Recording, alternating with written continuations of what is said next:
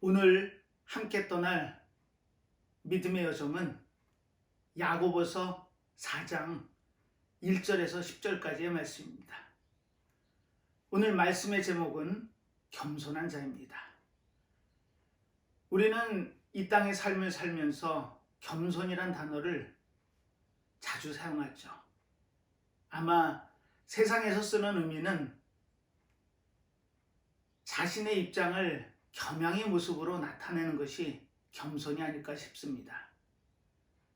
내가 그것을 어떻게 하겠어요? 저는 못해요. 라고 양보하는 겸양의 미덕이 겸손이 아닐까 싶습니다.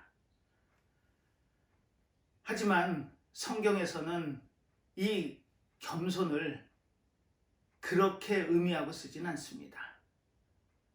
오늘 본문에 나오는 겸손한 자의 의미가 무엇이고 과연 우리가 믿음의 여정을 가는 데 있어서 어떠한 삶이 겸손한 삶이며 하나님이 기뻐하시는 삶인지를 오늘 찾아보려고 합니다. 오늘도 주일 말씀을 통해 우리에게 주시는 놀라운 하나님의 말씀이 나의 심령 안에 남는다면 우리는 또 한 주의 삶을 씩씩하게 살아낼 수 있는 힘과 용기를 얻게 됨을 고백할 수밖에 없습니다. 믿음의 성도 여러분, 하나님의 말씀을 사모하시고 하나님의 말씀을 통해 우리에게 주시는 놀라운 은혜를 체험하는 귀한 삶의 시간들이 될 수 있기를 축원하면서 오늘 말씀을 시작하도록 하겠습니다. 오늘 본문의 시작은 이렇게 시작하고 있죠. 너희 중에 싸움이 어디로, 다툼이 어디로 쫓아나느뇨? 너희 지체 중에서 싸우는 정욕으로 쫓아난 것이 아니냐? 이렇게 본문을 시작합니다. 우리는 본문의 내용에서 자주는 듣지만 우리의 처지나 형편이 그 자리에 놓이기를 바라지는 않는 단어들이 보입니다. 싸움과 다툼이죠. 오늘 이 싸움과 다툼의 원인이 어디서 나고 또 하나님께서는 이 상황을 어떻게 모면하고 대처할 수 있는지를 우리에게 지혜의 말씀으로 주실 겁니다. 저를 비롯해서 이 땅의 삶을 사는 모든 하나님의 자녀의 백성들이 하나님이 주시는 놀라운 말씀을 듣고 깨달아 하나님이 원하시는 삶 가운데 들어가길 바라면서 오늘 말씀을 증거하도록 하겠습니다. 우리는 지난 시간에 데살로니가 전서의 말씀을 통해 하나님의 뜻을 살펴봤습니다. 믿음의 여정을 가는 데 있어서 하나님의 뜻이 무엇인지를 우리는 정확하게 알 수 있는 근거의 말씀을 데살로니가 전서에서 찾았죠.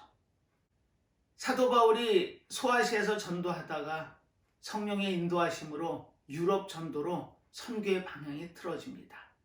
그리고 빌립보를 거쳐 데살로니가에서 하나님의 말씀을 전하죠. 불과 3주 남짓의 시간밖에는 그곳에서 복음을 전하지 못합니다. 하지만 그 데살로니가 교회가 걱정이 돼서 위로할 겸 디모데를 보냈더니 그 디모데가 전한 전언은 놀랍습니다. 데살로니가의 교회가 쓰고 그 교회의 성도들의 믿음의 수준이 바울이 생각하는 이상임을 듣고 바울은 기쁜 마음으로 펜을 들어 데살로니가에 편지를 씁니다. 그리고 이렇게 칭찬하죠. 마게도니아와 아가야 지방에서 믿음의 본이 되는 교회라고 칭찬을 하죠.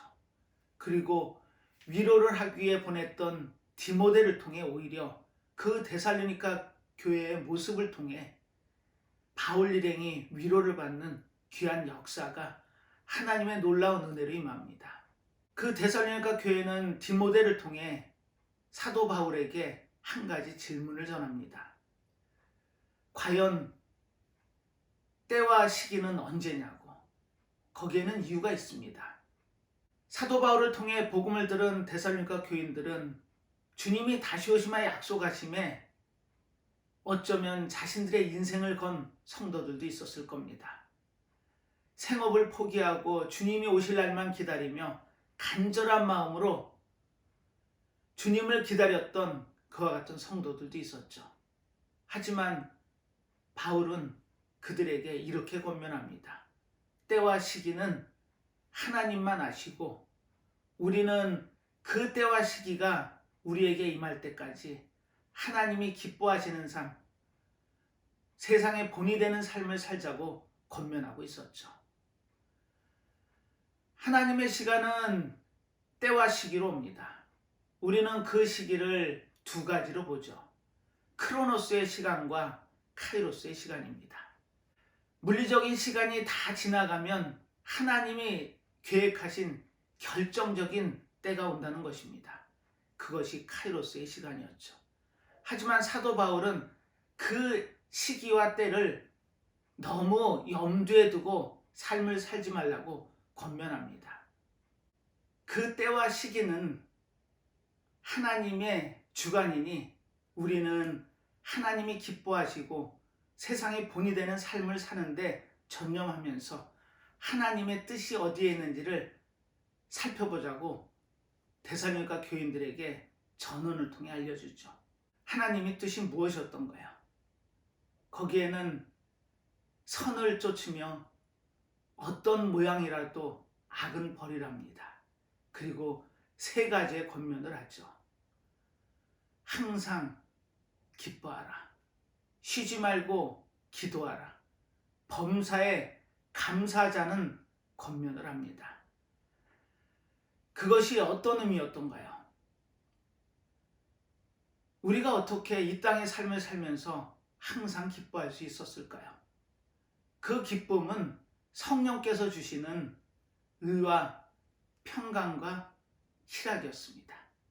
하나님 나라는 먹고 마심에 있지 않고 오직 성령께서 주시는 의와 평강과 희락에 있음을 강조하고 있죠. 그래서 사도 바울은 형제들에게 성령 안에서 기뻐할 것을 권면하고 있었던 겁니다. 그리고 쉬지 말고 기도하랍니다. 그 쉬지 말고라는 의미는 틈을 주지 말라는 것입니다. 사단의 틈을 탈 수 있는 그와 같은 자그만 틈이라도 벌어진다면 금방 사단의 계기에 넘어질 수 있는 게 우리의 연약함이다 보니 그 틈이 생기지 않게끔 늘 기도의 자리에 있자고 사도 바울은 권면하고 있었던 거죠. 그리고 범사에 감사하랍니다. 우리는 감사할 일을 찾으면 별로 없는 듯 하지만 하나님이 주신 은혜로 그 모든 상황과 형편을 들여다본다면 감사할 것이 차고 넘칩니다. 아브라함은 이렇게 고백을 했죠.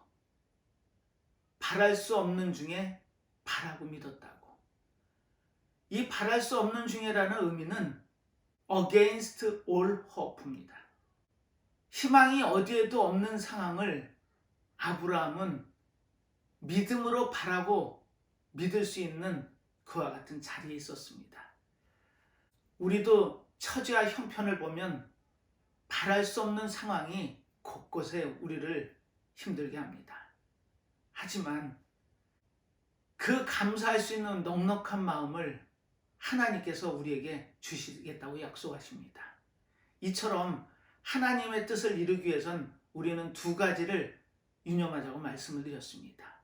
첫 번째는 믿음으로, 두 번째는 성령의 임하심으로 우리가 넉넉히 기뻐하고 기도하고 감사할 수 있었던 겁니다.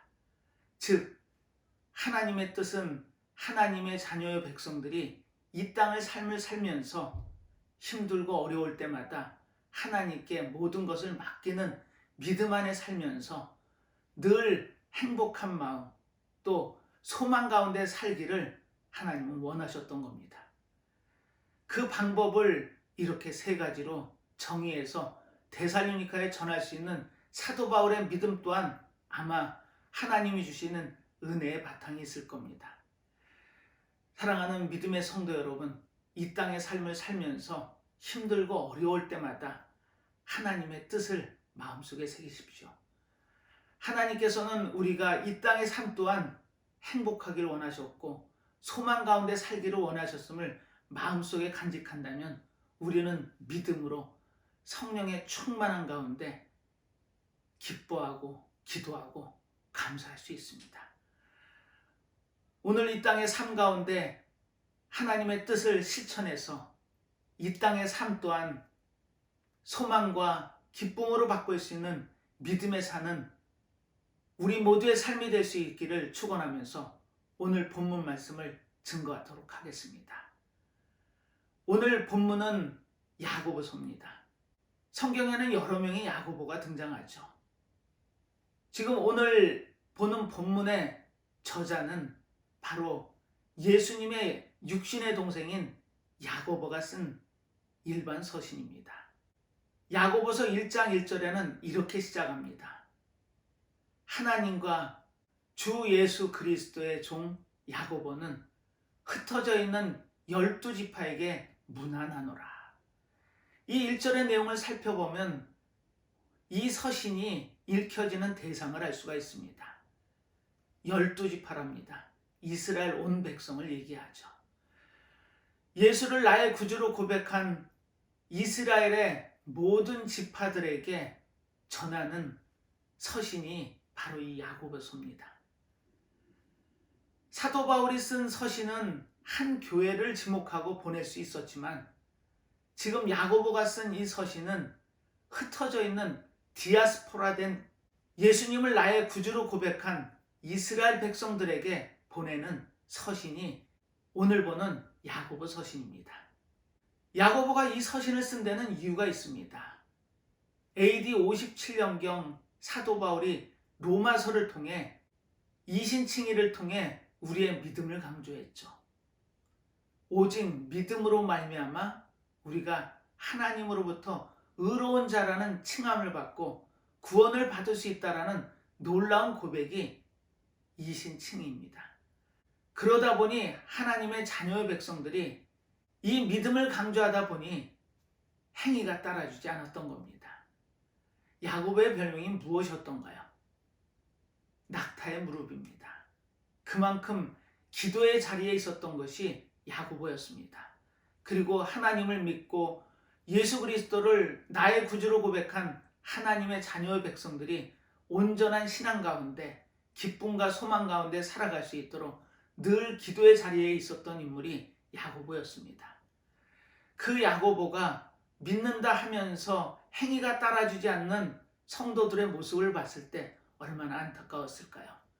그래서 이 서신을 통해 행위를 강조합니다. 행위가 믿음의 전부일 수는 없습니다. 하지만 이 행위 또한 우리가 믿음의 사람으로 살면서 이 땅의 삶이 어때야 되는지를 결정하는 구심점이 되면 분명합니다. 오늘 이 야고보 서신을 통해 과연 야고보가 우리에게 주고자 했던 말씀이 무엇인지 그 의미를 찾고 헤아린다면 우리의 삶 가운데 우리의 행위 또한 하나님이 기뻐하시는 삶으로 들어갈 수 있음을 야고보 서신이 우리에게 길잡이로서의 안내를 하고 있었던 겁니다. 이 서신을 통해서 야고보 저자가 무엇을 우리에게 알려주고자 했는지를 찾아보는 귀한 시간이 됐으면 하는 바람에서 오늘 본문을 시작하도록 하겠습니다. 오늘 증거할 본문의 말씀은 야고보서 4장입니다. 이 야고보서 4장에 담긴 내용은 과연 우리의 삶이 어떠한 삶이 되어야 되는지를 정확하게 가리키고 있습니다. 오늘 야고보 저자의 이 귀한 말씀을 통해 우리의 삶의 방향을 설정하고 하나님이 원하시는 방향대로 살아가는 삶을 살 수 있다면 아마 오늘 주일 예배를 통해 듣는 하나님의 귀한 말씀을 통해 우리의 삶이 달라질 수 있습니다. 야고보 저자는 3장에 하늘의 지혜를 통해 선한 삶을 살아라라는 권면을 했습니다. 이 땅에는 지혜가 두 가지의 지혜가 있답니다. 하나는 세상에서 추구하는 땅의 지혜, 그리고 믿음의 백성들이 추구해야 되는 하늘의 지혜, 위로부터 내려온 지혜가 있답니다. 땅의 지혜는 어떤 것이었던가요? 시기, 다툼, 자랑, 거짓이었습니다. 어휘적으로 봐도 좋은 의미는 아닌 듯 싶습니다. 그것을 세상적, 정욕적, 마귀적 지혜라고 성경은 기록하고 있죠. 그리고 하늘의 지혜, 위로부터 내려온 지혜는 오직 위로부터 난 지혜는 첫째 성결하고 다음에 화평하고 관용하고 양순하며 긍휼과 선한 열매가 가득하고 편벽과 거짓이 없나니 화평케 하는 자들은 화평으로 심어 의의 열매를 거두느니라. 이렇게 기록이 되어 있습니다. 우리는 여기서 분명한 기준을 하나님의 말씀을 통해 봤습니다.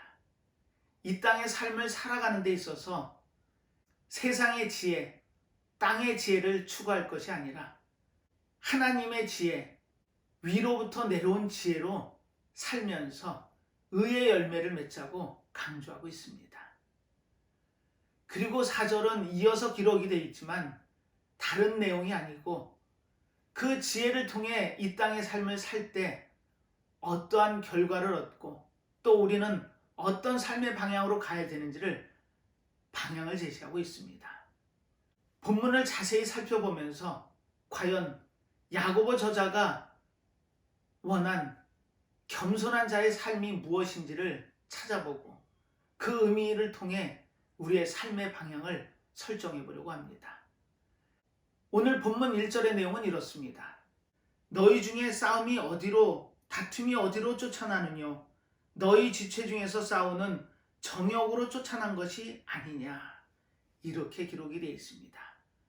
싸움, 다툼 하면은 우리는 별로 가까이 하고 싶지 않은 단어입니다. 하지만 현실은 그렇지 않죠. 이 세상에는 많은 싸움과 다툼이 있습니다. 인류의 역사에서는 이 싸움과 다툼에서 자유로울 수 없죠. 아마 큰 전쟁들의 그 밑바탕의 이유를 살펴본다면 그 모든 것이 욕심 때문일 겁니다. 성경은 그걸 정욕이라고 강조하고 있죠. 헬라어 원문은 헤도네라고 기록이 되어 있습니다. 이 뜻의 어원적 의미를 살펴본다면 기쁨, 쾌락이죠. 그래서 영어 단어 중에 헤도니즘이라는 단어가 있죠. 바로 쾌락주의, 향락주의를 가리킵니다.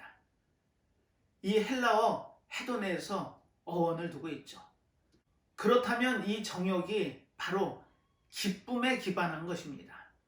즉 잘못된 욕망의 의미입니다. 그 잘못된 욕망을 통해 싸움과 다툼이 일어난다는 거죠. 바로 세상적, 마귀적 현상입니다. 이 정욕의 시작은 무엇 때문일까요? 거기에는 창세기 3장에 가면 분명한 이유를 찾을 수 있습니다. 우리가 잘 아는 것처럼 사단의 현현인 뱀이 여자를 유혹하죠. 그리고 중앙에 있는 실과를 먹어도 죽지 않는답니다. 그 이야기를 들은 여인의 마음이 흔들리죠. 그리고 그 순간 그 보이는 과실이 먹음직도 하고 보암직도 하고 탐스럽기까지 합니다. 그리고 결과는 우리가 잘 아는 것처럼 그 과실을 먹고 남편인 아담에게도 그 과실을 줍니다. 그런데 사단이 유혹할 때 그 내용이 놀랍습니다. 하나님과 같아질 수 있답니다. 우리는 거기에서 원죄의 시작을 찾죠. 하나님과 같아지려고 하는 모든 시도가 사단적입니다. 마귀적이죠. 그것이 모든 탐욕과 원죄의 시작이었던 겁니다. 이 원죄를 통해서 시기와 싸움과 다툼이 시작되었던 거죠. 안타깝습니다. 하나님은 이 땅의 모든 삶을 주관하시며 당신의 형상과 모형대로 지은 인간이 이 땅의 모든 것을 누리며 살기를 원하셨죠. 그리고 이 땅을 다스리길 원하셨습니다. 하지만 이 정욕, 원죄의 문제 때문에 자유로울 수 없는 게 우리 인간이고 연약함입니다. 그래서 믿음의 사도라는 사도 바울이 로마서 7장에 이렇게 고백했는지 모르겠습니다. 마음으로는 하나님의 법을, 육신으로는 죄의 법을 섬기노라. 그것이 연약한 우리들의 마음입니다.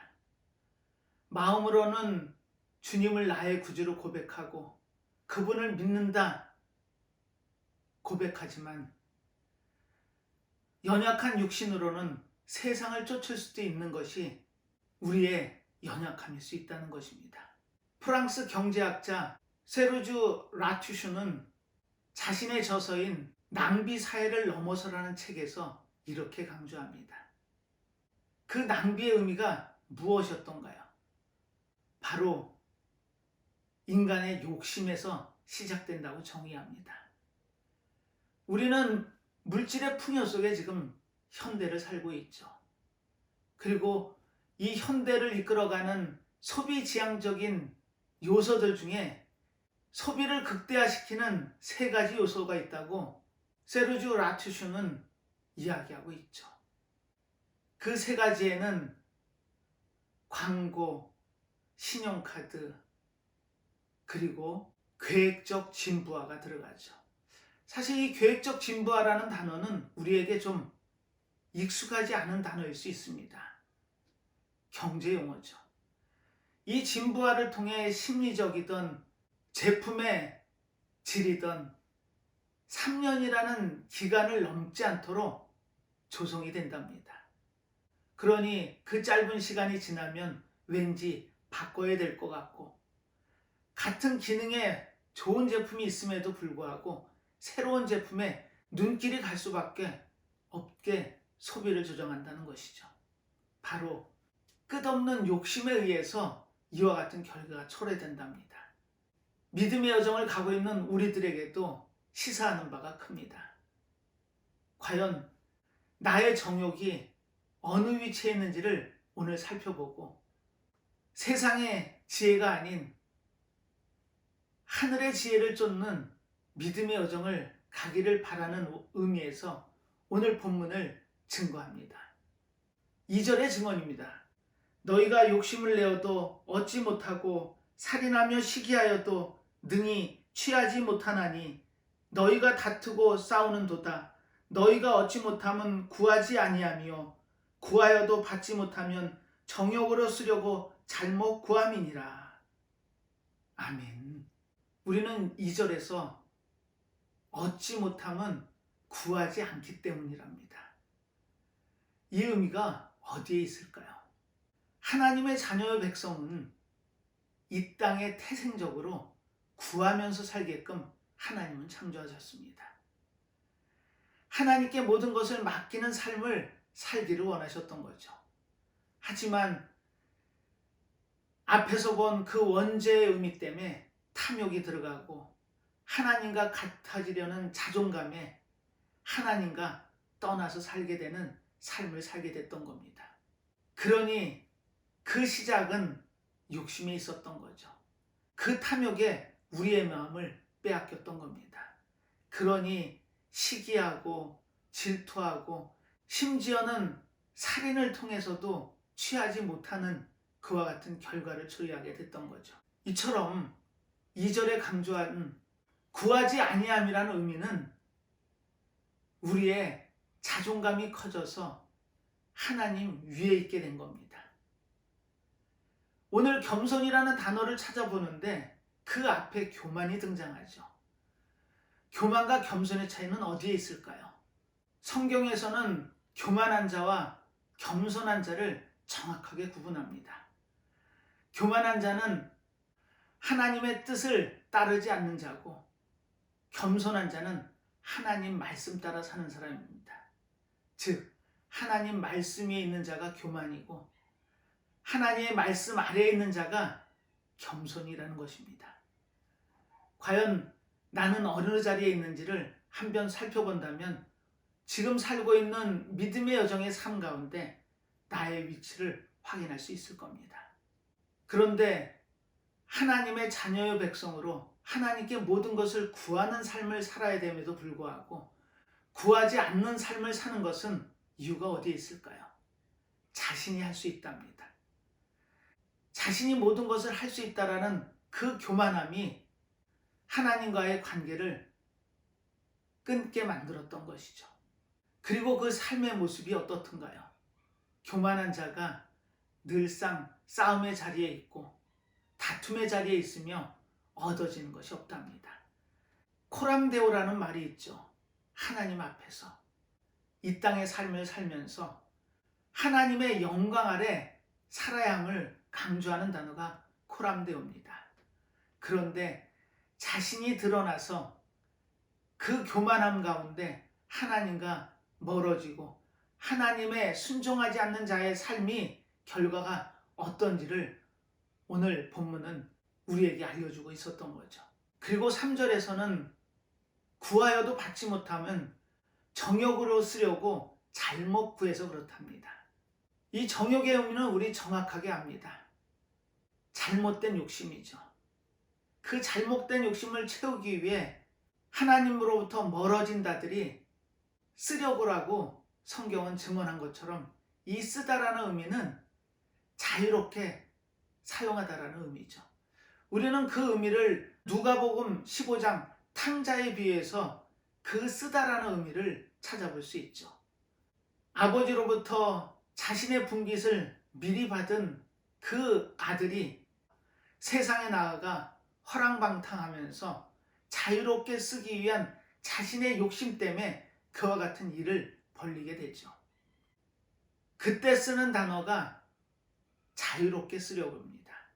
이처럼 이 자유롭게 쓴다라는 의미를 통해 구하되 잘못 구하고 있다는 거죠. 여기서 잘못 구함이라는 의미는 어원적으로 보면 비참해지다라는 뜻이 함의되고 있습니다. 이처럼 우리가 구하지도 않아서 받지 못할 뿐더러 구하기는 하되 그 세상적으로 쓰기 위한 정욕 가운데 구하면은 받지 못한다라고 야고보 저자는 성경의 말씀을 통해 우리에게 알려주고 있죠. 그리고 4절에는 놀라운 고백을 합니다. 간음하는 여자들이여. 비단 여자들만 해당되는 말일까요? 그렇지 않습니다. 이 간음하는 자들이여라는 의미는 성경적으로 봤을 때 이사야서 54장 5절에 가면 그 간음이라는 의미를 정확하게 알 수 있죠. 우리를 창조하신 하나님이 나의 남편이 되시며 여호와이시고 거룩한 자이시며 하나님이시랍니다.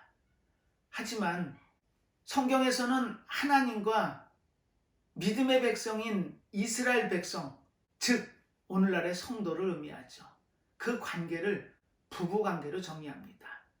그런데 안타깝게도 에레미야 3장 20절에는 아내가 남편을 속이고 떠났다라고 기록을 합니다. 이처럼 남편을 떠난 아내를 성경에서는 간음한 자, 음행한 자로 기록하고 있죠. 성경의 대표적인 인물이 호세아서에 등장하는 고멜입니다. 이처럼 하나님과 부부관계인 우리가 시선이 다른 쪽으로 향하게 되면 그것을 성경에서는 간음이라고 얘기하죠. 즉 양다리를 의미합니다. 우리는 예수 그리스도를 나의 구주로 고백하고 그 주님이 주신 놀라운 희생의 사랑으로 구원받은 하나님의 자녀 백성으로 이 땅의 삶을 삽니다. 하지만 거기까지를 우리의 면죄부로 생각하고 육신은 세상이 좋아서 세상을 기웃기웃하고 세상으로 한 발 한 발 나아가는 사람들을 성경에서는 간음하는 자로 칭하고 있었던 겁니다. 즉, 딴 마음을 품은 하나님만 섬겨야 됨에도 불구하고 그렇지 않은 세상의 마음을 두고 있는 자들을 그렇게 성경은 기록하고 있었죠. 우리는 이스라엘 백성들이 출애굽을 하고 광야에서의 40년의 삶을 성경 말씀을 통해 너무나 잘 알고 있습니다. 이 이스라엘 백성들이 40년 동안 과연 기댈 곳은 어디였을까요? 오직 하나님밖에 없었을 겁니다. 이처럼 하나님 한 분만을 섬기고 그분에게 모든 것을 마음의 집중을 다하는 훈련을 받았던 것이 광야였죠. 어쩌면 오늘 우리가 살고 있는 이 세상도 같은 의미입니다. 이 세상에 나간다면 의지할 것이 과연 어디에 있던가요? 오직 하나님 한 분만을 의지해야 되는 믿음의 백성들이 세상에서 추구하는 그 지혜 때문에 땅의 지혜로 다툼과 싸움 가운데 있다면 아마 하나님께서는 안타까워하실 겁니다. 오늘 이 땅을 사는 우리가 가늠한 여인들의 자리, 세상과 버타는 자리에 있다면 하나님의 원수가 된답니다. 고대 사회에서의 벗은 오늘 우리가 쓰고 있는 친구라는 의미보다는 훨씬 깊은 의미입니다. 여기서 벗이라는 의미는 세 가지가 맞아야죠. 첫 번째는 추구하는 공동의 가치가 있어야 된다는 것입니다. 그리고 두 번째는 목숨을 걸 대상이 같아야 한다는 거죠. 세 번째는 그 관계가 영원히 생명이 닿을 때까지 함께 해야 된다는 관계가 벗의 의미입니다.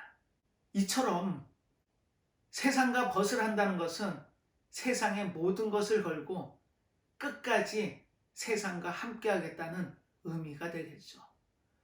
이런 자들이 하나님의 원수랍니다. 우리는 하나님의 자녀의 백성으로 이 땅의 삶을 살면서 과연 하나님과 원수된 삶을 살아야 될까요? 하나님이 바라고 원하는 삶이 분명히 있음을 안다면 우리는 그 길에 들어가야 되는 것입니다. 그리고 이처럼 세상에 발을 딛고 한 마음을 뺏긴 자들을 성령께서는 시기하신답니다. 질투하신답니다. 우리가 힘들고 어려울 때마다 말할 수 없는 탄식으로 우리가 설 수 있음을, 서야 됨을 강조하셨던 성령의 그 사랑이 시기로 바뀌는 이유가 무엇일까요? 거기에는 세상의 마음을 두는 우리의 마음의 자세에 있었다는 것입니다. 그 시기가, 그 질투가 우리를 세상 가운데로 나가지 못하게 하는 것입니다. 사랑하는 믿음의 성도 여러분, 이처럼 독생자 예수 그리스도를 기꺼이 우리를 위해서 내어주신 하나님께서 우리를 사랑하신답니다. 이 관계는 절대적 관계입니다. All or nothing. 전부 아니면 전무인 관계죠. 거기에는 타협이 있을 수 없습니다. 기웃거림도 있을 수 없죠. 오직 하나님을 향한 온전한 사랑을 간직하기를 원하시고 계신다는 겁니다. 이 땅의 삶을 사는 믿음의 성도 여러분, 오늘을 살면서 나의 마음을 혹시 세상에 조금이라도 빼앗기는 순간이 있었다면 그 마음을 돌리길 원하십니다. 그리고 오늘 가장 중요한 6절의 말씀을 통해 어떤 삶을 살으라는 정의를 하고 계시죠. 6절의 증언입니다. 그러나 더욱 큰 은혜를 주시나니 그러므로 일렀으되 하나님이 교만한 자를 물리치시고 겸손한 자에게 은혜를 주신다 하셨느니라. 하나님 말씀 위에 자존하면서 모든 결정을 스스로 하며 나의 삶을 세상적으로 나가는 자를 성경에선 교만이라고 하고, 오직 하나님께 모든 것을 맡기며 하나님 말씀 따라 순종의 삶을 살아가는 자를 성경은 겸손한 자라고 합니다. 오늘 말씀의 제목은 겸손한 자죠. 하나님의 원수가 되고 시기하는 삶을 사는 세상에서의 삶이 아니라 겸손한 자의 삶을 사는 것이 하나님의 은혜를 받는 놀라운 비결임을 야고보 기자는 우리에게 알려주고 있었던 겁니다. 과연 우리는 이 교만과 겸손의 자리에서 어디를 지향해야 될지는 성경의 한 인물이 자신의 행위에 대한 결과를 고백함을 통해 우리에게 알려주는 성경의 본문을 찾을 수 있습니다. 잠언 16장에 솔로몬의 고백을 통해 보면 교만은 패망의 선봉이요 거만한 마음은 넘어짐의 앞잡이랍니다. 자신의 지혜를 과신해서 하나님과 멀어지고 우상을 섬기며 많은 여인을 곁에 뒀던 솔로몬의 고백을 통해 교만의 결과를 우리는 찾아볼 수 있습니다. 패망이고 넘어짐의 앞잡이랍니다. 그에 반해서 잠언 18장에는 이렇게 증언하죠. 교만은 멸망의 선봉이요 겸손은 존귀의 앞잡이라고.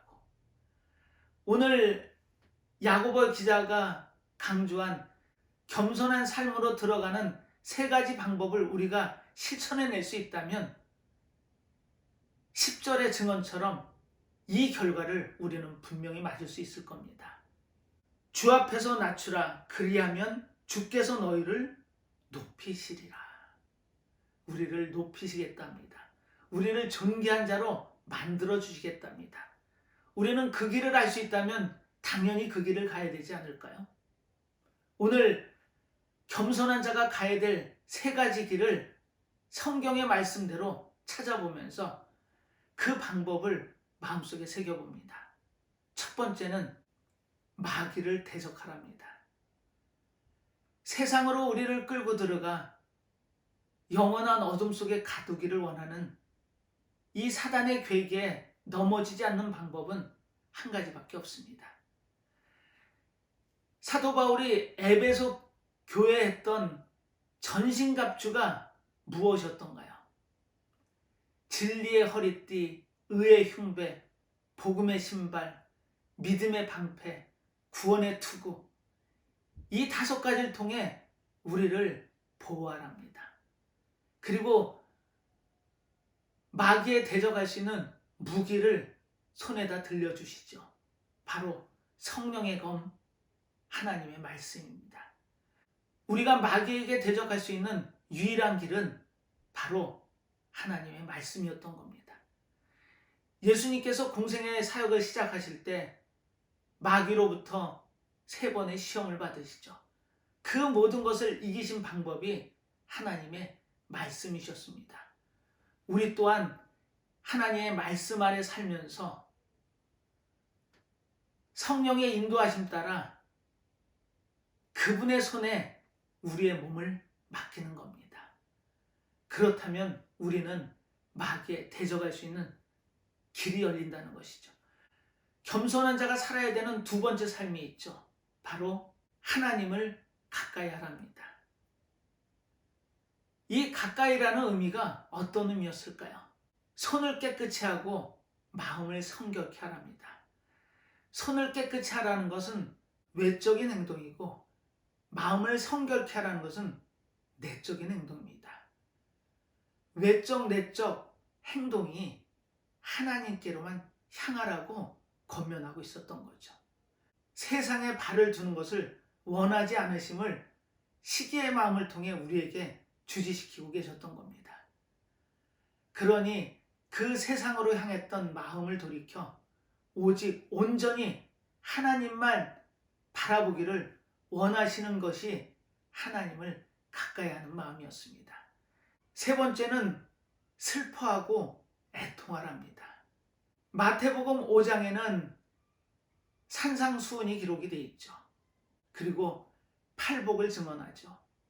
그 첫 번째가 심령이 가난한 자는 복이 있나니 천국이 저희 것이랍니다. 여기서 심령이 가난한 자가 어떤 자인가요? 바로 오늘 보는 겸손한 자를 의미합니다. 그리고 2번째 복이죠. 애통하는 자는 복이 있나니 위로를 받을 것입니다. 천국을 내 것으로 소유하고 하나님으로부터 위로를 받을 수 있는 마음의 자세, 그것이 바로 겸손입니다. 그 겸손하기 위한 방법으로 지금 슬퍼하며 애통하라라는 그 권면을 성경 기자가 하고 있었던 거죠. 이 애통은 순수함, 순전함입니다. 우리가 믿음의 여정을 가는 데 있어서 과연 이 순수함이 얼마나 있으신가요? 처음 뜨겁게 믿었던 그 믿음이 믿음의 여정을 가는 동안 혹시 흔들린 적은 없으신가요? 지금 이 겸손한 자의 삶을 살기 위해 애통하자입니다. 이 애통이라는 것은 세상을 즐거워하고 기뻐하는 그 자리에서 나와 하나님께 모든 것을 맡기자라는 의미가 포함되어 있죠. 성경은 너희 웃음을 애통으로 너희 즐거움을 근심으로 바꾸랍니다. 이처럼 세상이 좋아져서는 안 되고 우리는 오직 하나님 한 분만을 바라보며 믿음의 여정을 가고 있는 겸손한 자의 삶을 살아야 되는 것입니다. 이처럼 야고보 기자는 우리에게 놀라운 하나님의 말씀을 전하고 있었던 겁니다. 오늘 본문의 제목처럼 겸손한 자의 삶을 살아야 됩니다. 세상이 좋아서는 겸손한 자의 삶을 살기가 어렵겠죠. 이 땅의 삶을 살면서 우리가 겸손한 자리에 있고 마귀를 대적하며 하나님과 가까이 하고 슬퍼하며 애통하는 그와 같은 순전한 마음으로 하나님을 신앙한다면 우리는 넉넉히 겸손한 자의 삶을 살 수 있습니다. 그리고 그 겸손한 자를 높이시겠답니다. 10절의 마지막 증언을 다시 한번 읽어보겠습니다. 주 앞에서 낮추라. 그리하면 주께서 너희를 높이시리라. 아멘. 하나님의 뜻이 어디에 계셨던가요? 우리가 기뻐하고 기도하며 감사하는 삶을 살아 그 모든 것을 누리며 하나님이 주시는 행복과 소망 가운데 살기를 원하셨습니다. 그리고 오늘 그 삶의 방향을 겸손한 자의 삶으로 야고보 기자의 증언을 통해 알려주고 계시죠. 이 땅의 삶, 세상에 미혹될 수 있습니다. 세상의 즐거움에 빠질 수 있죠. 하지만 하나님만 바라볼 수 있는 자리로 돌아오길 원하고 계셨던 겁니다. 사랑하는 믿음의 성도 여러분, 이 땅의 삶 가운데 우리의 삶이 혹시 세상의 즐거움에 눈이 가 있다면 그 시선을 돌려 하나님을 신앙하는 겸손한 자의 삶을 살아 하나님이 보장하신 그 행복과 소망을 누리면서 이 땅의 삶에서도 승리의 삶을 사는 믿음의 성도들 다 되시기를 축원하겠습니다. 기도하겠습니다. 하나님 아버지, 오늘도 주일 예배를 통해 하나님의 놀라운 말씀을 주십니다. 이 땅의 삶을 사는 데 있어서 세상의 시선을 빼앗기는 세상의 벗된 삶을 사는 것이 아니라 오직 하나님만 바라보고 하나님만 의지하며 하나님께서 주시는 놀라운 축복과 은혜만을 소망하는 삶을 살기를 원하셨습니다. 우리는 오늘 겸손한 자의 삶이 무엇인지를 또한 말씀을 통해 깨닫습니다. 마귀를 대적하며 하나님과 가까이 하고 슬퍼하며 애통하는 그와 같은 순전한 마음으로 우리의 믿음의 여정을 간다면 주님께서 우리를 높이시겠다고 약속을 하셨습니다. 우리의 삶이 아무리 힘들고 어려울 때마다 이 겸손한 자의 자리에 있고 하나님이 기뻐하시는 산 가운데 나아가 모든 것을 은혜로 받을 수 있는 삶을 살기를 간절히 바라고 원하며 모든 말씀 예수님의 이름으로 기도드리옵나이다. 아멘.